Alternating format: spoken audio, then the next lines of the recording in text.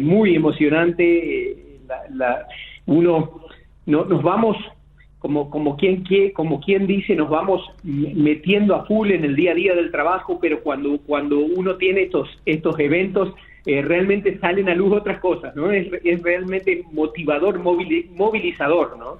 Sí, la verdad que sí. Y esos cuadros, esas muestras fotográficas, que la verdad ayer vi los cuadros, impresionantes. La verdad que un trabajo sí, increíble. Sí, bueno, Y cómo el arte... Fabián, que no pudo estar, pero que siempre lo tenemos, por supuesto, en cuenta, porque ha sido fundamentalmente, si bien fue una idea conjunta, la idea fue de él fundamentalmente, el trabajo fue conjunto, pero la idea fue inicialmente de él, así que espectacular. La verdad que sí, muy lindo, así que muchas gracias también a Agustina, que estuve con ella ayer charlando, con Sara, con Lino, bueno, con todo el equipo. La verdad que siempre me encanta verlos y ver el trabajo que hacen aún más. Pero hoy te convocamos, Alejandro, porque ayer ya hemos hablado, todo el mundo ayer habló sobre la importancia de la mamografía, de la importancia del autoexamen, de controlarse, de ir a partir de los 40 al mastólogo, de la consulta, pero hay un grupo de pacientes, de mujeres que viven con cáncer de mama, que a veces no lo hemos visibilizado, no le hemos dado la importancia tal vez a una situación que deben enfrentar, y que es cuando tenemos que hablar de cáncer de mama metastásico. ¿Lo podemos definir primero como para saber dónde estamos? ¿Cómo no?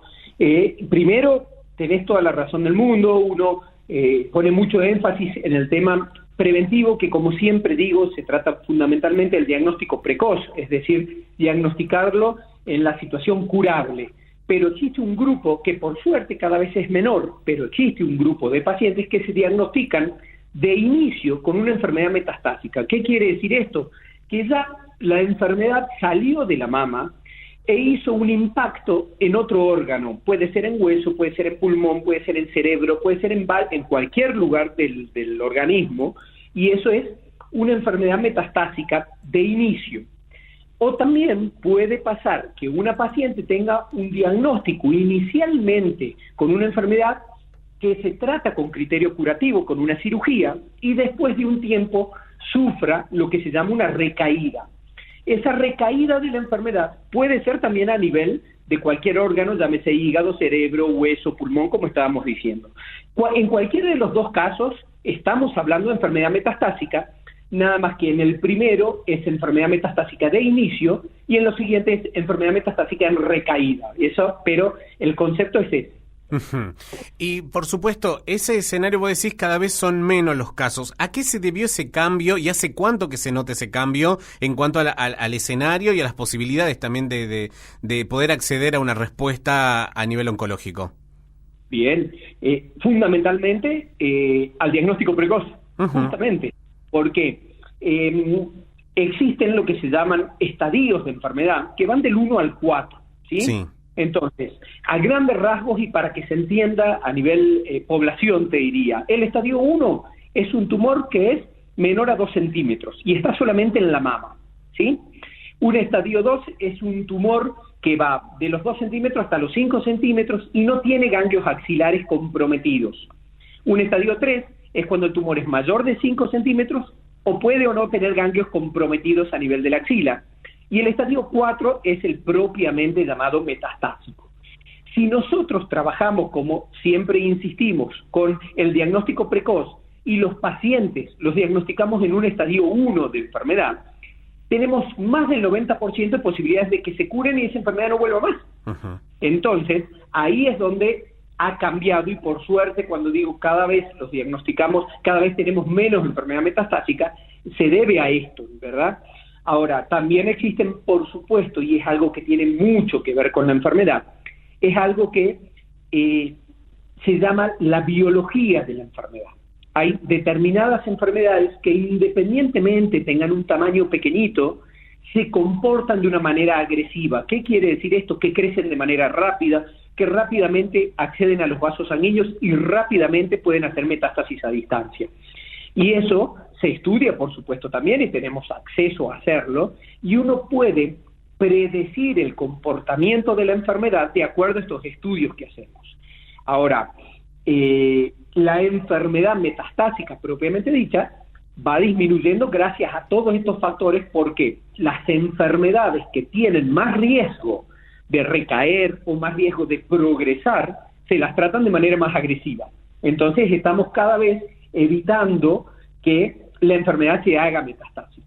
Espero que se haya entendido, es un poquito más complejo de lo que uno habla en prevención, ¿verdad? Sí, no, sí, tal cual, pero claro, pero eso, a lo que yo te decía, ¿no? Es algo que nunca nos detenemos, porque nos encargamos de que la mujer llegue al control, que haga la mamografía, ayudarla en todo lo que es el enterarse del diagnóstico, pero después no volvemos a preguntar del tema, ¿cómo evolucionó? Por suerte vos nos decís, bueno, en un 90% si es detectado a tiempo, tienen una altísima probabilidad de curación, pero hay un 10% que no visibilizamos y que no le damos el lugar que es también acompañarla y visibilizar su situación. Excelente lo que estás diciendo. Justamente hay un grupo de pacientes que no es menor, porque uno dice un porcentaje, no, es un grupo grande. De hecho, es el gran grupo de pacientes que nosotros vemos en la consulta y es en el que estamos en el día a día con ellos. Claro. Es decir, ¿por qué te digo esto? Porque, a ver, de ese número de pacientes, o de la gran mayoría que uno hace hincapié que hay que hacer el diagnóstico inicial y que hay que hacer el diagnóstico precoz y que se pueden curar y estimulamos a esto y todas las campañas van dirigidas a eso, esos son pacientes que muchas veces le terminamos dando el alta y no vuelven al consultorio, pero es tan común, es tan frecuente el cáncer de mama que ese porcentaje que nosotros decimos es pequeño es un número entero muy grande, claro. Y es la gran mayoría de pacientes que uno ve en consultorio habitual y son pacientes que no van a dejar de venir al consultorio. Son pacientes que siguen en tratamiento y que van haciendo, por suerte hoy, tenemos, no te digo infinitos, pero tenemos un montón de tratamientos disponibles para el tratamiento del cáncer de mama metastásico y esos tratamientos dependen, como te decía recién, de la biología de cada enfermedad. Por ejemplo, hay enfermedades que la tratamos con hormonas el resto de la vida y no tienen que hacer ninguna otra cosa. Son tratamientos que por definición son antihormonas, pero la gente los conoce más cuando le decimos hormonas, lo tienen más asociado, que es o el tamoxifeno o el anastrozol, que son medicamentos muy comunes. Por otro lado, tenemos nuevas terapias que van dirigidas a genes alterados que podemos estudiar y podemos conseguir respuestas de tratamiento con larguísimas sobrevidas. Y aparte, lo que siempre te digo, y es lo que siempre me preguntas vos también, conservando una calidad de vida muy buena. Entonces tenemos pacientes a los que no tienen un sufrimiento por el tratamiento, a diferencia de los que hacen quimioterapia, que siempre tienen alguna toxicidad, por supuesto. Estos pacientes tienen la ventaja de que los tratamientos no son tan agresivos desde el punto de vista de su toxicidad o de la calidad de vida que vayan a tener, con la contra, por supuesto, de que cuando hablamos de enfermedad metastásica no hablamos de un objetivo curativo. Ya el objetivo de la enfermedad metastásica es el control de la enfermedad a largo plazo, por supuesto, pero fundamentalmente haciendo hincapié en la calidad de vida. Sí. Es decir, lo decimos siempre, no nos sirve de nada que un paciente, que una persona viva un montón de tiempo si lo vive de mala manera. Tal cual. Y hablando de eso, de expectativa de vida, me imagino que así como ha cambiado el escenario, también las proyecciones en cuanto al momento de decir, bueno, acá hay una metástasis, también debe haber cambiado. Hoy, ¿en cuánto se ubica, digamos, la proyección teniendo todo este armamento, toda esta posibilidad de poder acceder a tantos tratamientos?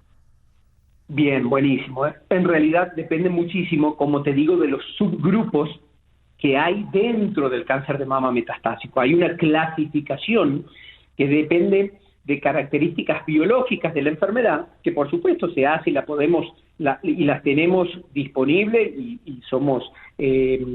tenemos acceso a esto, que eso es muy importante remarcarlo, y que de acuerdo a eso, por ejemplo, hay categorías de enfermedad en donde la sobrevida con enfermedad metastásica supera los 5 años. ¿Sí? Supera los 5 años. Cuando hablamos de superar los 5 años, hablamos de mediana de sobrevida. Eso quiere decir que hay algunos pacientes que tienen más de 10 años con la enfermedad. De hecho, tengo muchísimos casos en donde se controla de tal manera la enfermedad que llega un momento que uno no sabe, por definición, si decirles curados o no. Porque pasó tanto tiempo que con la enfermedad controlada que hasta uno se tienta de decir curado, pero la realidad es que por definición no podemos decirles curados, decimos enfermedad controlada, ¿sí? Sí. Eso es importante remarcarlo, pero de cualquier manera nos pasa que podemos controlar. Eso es un grupo de pacientes cuando los receptores hormonales son positivos, así se llaman. Cuando hay una sobreexpresión de un gen que se llama HER2/neu, cuando ese gen está sobreexpresado, la sobrevida a priori es menor. Pero ¿qué pasa? Tenemos tratamientos disponibles que van directamente contra esas células malignas. Y esos tratamientos a los cuales por suerte tenemos acceso, mejoraron muchísimo también la sobrevida de estos pacientes. Entonces, tenemos lo malo de tener un diagnóstico con esta sobreexpresión genética, pero lo bueno de que se dispone de una terapia que se llaman de blanco molecular, que van directamente contra eso. Y hay otro grupo que es el que últimamente es el más agresivo en cuanto a su comportamiento, que se llama triple negativo. Para ese grupo triple negativo, desde hace muy poquito tiempo salieron nuevos estudios en donde la inmunoterapia, que ya hemos hablado otras veces de la inmunoterapia, sí, es muy útil para este grupo de pacientes. Entonces, en definitiva y en conclusión, en todos los casos de cáncer de mama metastásico se han conseguido avances que nos permiten prolongar la sobrevida, pero fundamentalmente manteniendo una calidad de vida, como digo yo siempre, digna, ¿verdad? Sí, que tiene que ser parte del objetivo principal de esto. Uno no puede pensar que solamente necesitamos que la gente con cáncer viva más, necesitamos que vivan mejor.